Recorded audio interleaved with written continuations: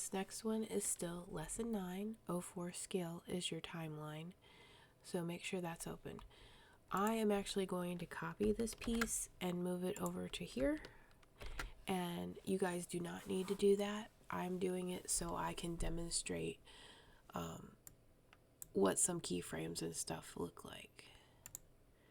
So we've talked about keyframes, and there's actually different types of interpolation to them. You wonder what interpolation means? It's the way the math is calculated, how we get from one point to the next.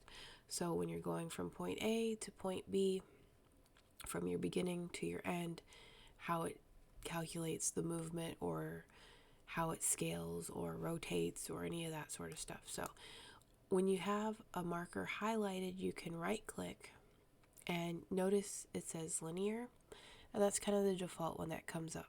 It's going to do everything at like a mathematical constant. So it's going to take it and divide it equally from point A to point B. Sometimes this looks very mechanical. So Bezier is another option, and it gives you more control over the keyframe as far as being able to drag handles. When you click this one, and I'm going to go ahead and do that, it changes it to look like it has a little indent. And I believe the more official term is value graph or motion path when it has this indent on it. But that allows creating handles, which we'll see when we actually do the clip here. We'll go back to that. So I'm going to hit Control Z and move it back to the original. Adobe Bezier also does the smoothing keyframes, and it automatically updates your settings. It's more of a quick fix, where this first one or the second or the third one where it says continuous will give you a little bit more control. They all have that value graph shape to them, so you can kind of mess around with these and see which one works best for you.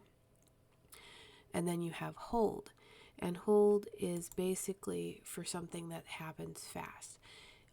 It's going to hold the action here on the type of movement. So if we were scaling something and we wanted to jump, or we wanted it to come from off screen to on screen very quickly, if my footage was off screen right now, it would hold it there, and then I would come and set my next hold. If I had another keyframe here, of course it's not coming up because there's not a keyframe, but I could set my next keyframe and change that to a hold as well, and then move my footage back on. And by doing that, it would just snap it into place, so you wouldn't see like the slow dragging across the screen. It would go from completely off to completely on. So that's another way of animating. You could also put multiple keyframes to do the same thing, but hold does it a little bit faster. All right, I'm gonna undo that one. And then down here you see ease in and ease out, and these here can easily get confused. Basically they're softening the motion at the beginning or the end, but you want to think about it in the regards of approaching a keyframe. So your starting one here, you would want to choose ease out on, and then your end one, you'd want to choose ease in, because it's as your playhead is approaching them. So this first one, you're going to ease out of the motion, and when you approach this end one, you're going to ease in. So in your mind, I think it would feel backwards, but just remember, ease out is first, and then ease in is you're going into your second keyframe. That's the best way I can explain those.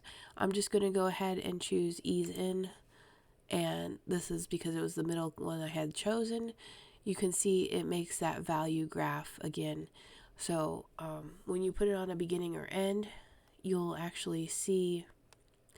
So we can go ahead and get rid of this keyframe. We'll do the ease in here. Notice that only half of this makes the value graph solid, and the other half is without, because it is at the end of the clip, so there's no more data there. So it's basically going to slow the movement as it approaches. So those are the different interpolation methods. For this part of the chapter, still working in 04 scale, I'm going to just go ahead and throw this clip away. And this is the part that you guys are going to want to do.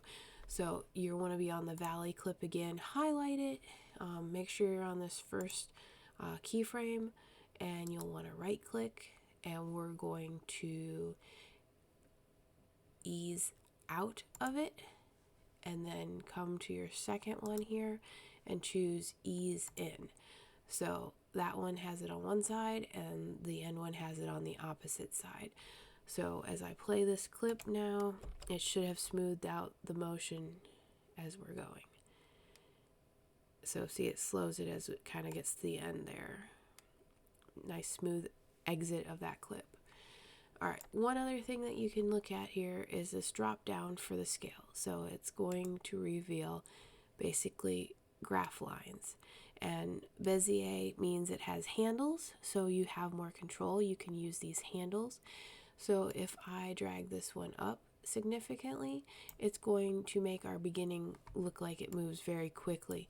And you can adjust the second one. You play with them until you get something that you like. But here's the clip again. Notice that it punched in really fast and then kind of came to a slow. And then it still eased into the last animation point. If you don't like it, Control Z is your friend. You just make the adjustments to what you think will look good with these. And you can continue to mess around with them until you get the animation movement or feel that you visually enjoy. So that is a little bit more about how to use keyframes effectively and using interpolation with them.